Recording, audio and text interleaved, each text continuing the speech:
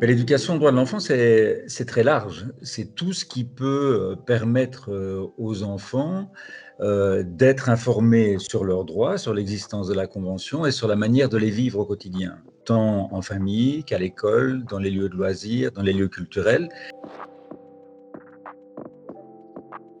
Je pense vraiment que les droits de l'enfance, c'est un outil vraiment intéressant pour tenter d'améliorer les relations au sein des collectivités scolaires.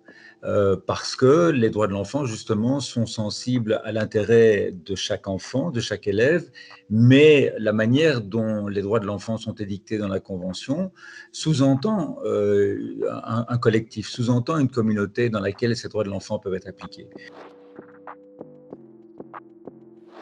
Le droit de la participation, le droit à l'expression, c'est ce qui marque la Convention de 89. Et la participation, elle aide à dépasser ce modèle d'autorité où le maître a, entre guillemets, un statut élevé par rapport à l'enfant. Je ne dis pas qu'il doit le perdre entièrement, mais il doit être partagé.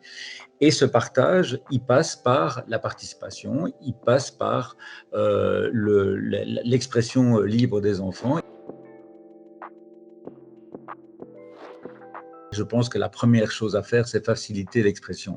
L'expression libre, faciliter des moments de partage, faciliter des moments où les enfants peuvent donner, les élèves peuvent donner leurs sentiments par rapport au fonctionnement général de la classe, de l'école, par rapport à des choix de projets, etc. Ça, c'est la première chose. Et puis après, je pense que la participation, elle doit dépasser justement la parole. Elle doit être active. Elle doit mettre les élèves, les enseignants et les autres membres de la communauté scolaire au travail sur des projets spécifiques.